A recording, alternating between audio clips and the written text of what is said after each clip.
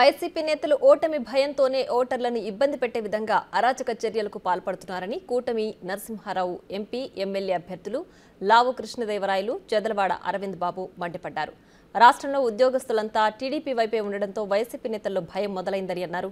నర్సరావుపేటలో ప్రశాంతంగా జరుగుతున్న ballot voting వద్ద అలజడి సృష్టించేందుకు ప్రయత్నిస్తున్నారని, ఇలాంటి చర్యలను తీవ్రంగా ఖండిస్తున్నామని వారు ఆగ్రహం వ్యక్తం చేశారు.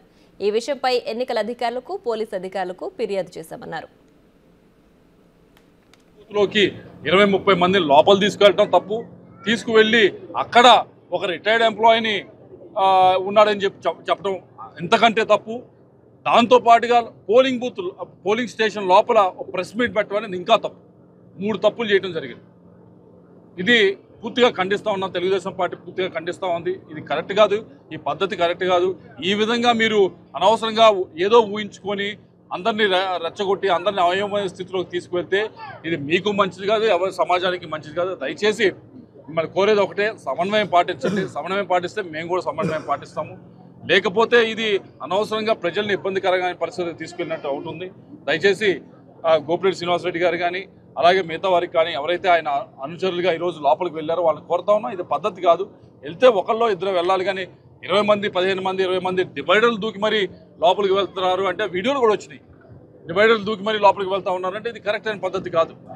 ఇవాళ నర్సరావుపేట మండలం పెడ్లూరు పాలెం గ్రామంలో మరి ఉమ్మడి ప్రణాళిక ద్వారా టీడీపీ, జనసేన, బీజేపీ ముగ్గురు కూడా పాదయాత్ర చేస్తున్నాము. మరి ఇటువంటి పరిస్థితుల్లో ఇవాళ నిన్నటి నుంచి కూడా మరి ఎంప్లాయీస్ అందరూ కూడా పోస్టల్ బ్యాలెట్ జరుగుతుంది ఎస్ఎస్ఎన్ కాలేజీలో. మరి నిన్న ఇవాళ రేపు 3 రోజులు పోస్టల్ బ్యాలెట్ జరుగుతుంది. నిన్న పోస్టల్ బ్యాలెటింగ్ చాలా చక్కగా జరిగింది, ప్రశాంతంగా జరిగింది. మరి ఎక్కువ ఓట్లు టీడీపీ పడినని వాళ్ళు వైసీపీ వాళ్ళు అనుమానం వ్యక్తం చేస్తూ ఉన్నారు. మరి పోస్టల్ బ్యాలెట్ అంటే మరి సీక్రెట్గా పోస్టల్ బ్యాలెట్ ఎవరికి తెలియదు. ఇది వాళ్ళకి ఇష్టమైన వాళ్ళకి ఓట్లు వేసుకుంటారు. అదేవిధంగా వాళ్ళ 2వ రోజు ప్రశాంతంగా ఓటింగ్ జరుగుతుంది. కలెక్టర్ గారు చెప్పిన తర్వాత మళ్ళీ 3 పోలింగ్ బూతులను ఎక్కువ చేయడం జరిగింది. పోలింగ్ చక్కగా జరుగుతుంది. నేను శ్రీకృష్ణ దేవరాయలు గారు పోలింగ్ స్టేషన్కి వెళ్ళి చక్కగా పర్యవేక్షించి మేము ఇవాళ పాదయాత్ర రావడం జరిగింది.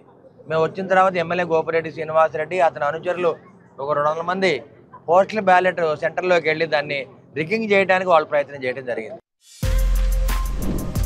For more videos like this, subscribe Big TV channel.